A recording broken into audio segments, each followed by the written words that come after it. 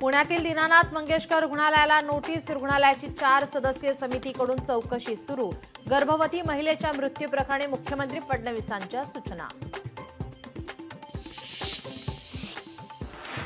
अमित गोरखे आज घेणार मुख्यमंत्र्यांची भेट. मंगेशकर रुग्णालयानं सादर केलेला अहवाल खोटा असल्याचा गोरखेंचा दावा.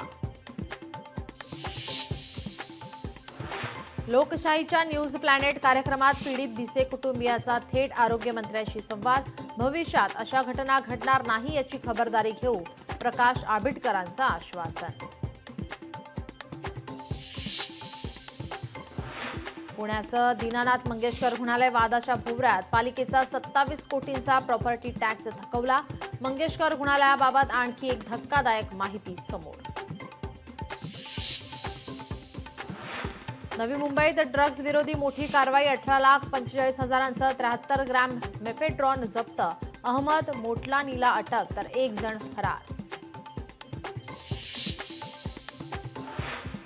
सदस्य नोंदणीमध्ये भाजपाचा इतिहास. महाराष्ट्रात 1.5 कोटी सदस्य नोंदणी करणारा भाजपा पहिला पक्ष. प्रदेशाध्यक्ष चंद्रशेखर बावनकुळे आणि रवींद्र चव्हाणांच्या नेतृत्वात नवा रेकॉर्ड.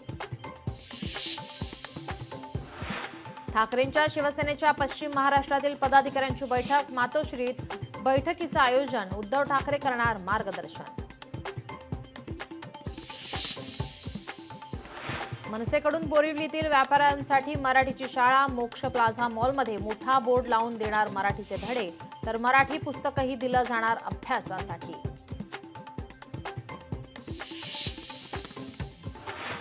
करुणा शर्मा धनंजय मुंडेंच्या विवाहाबाबत करुणा शर्मांचे वकील आज कोर्टात पुरावे सादर करण्याची शक्यता.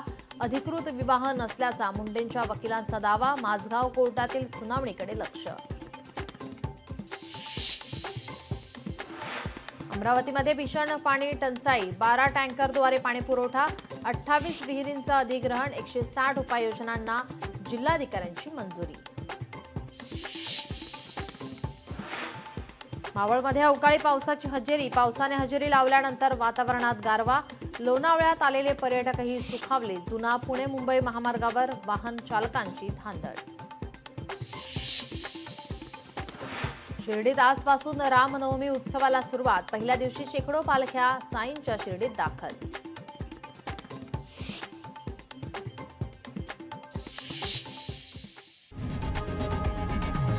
लोकशाही मराठी ऐका, पहा, जागरूक रहा.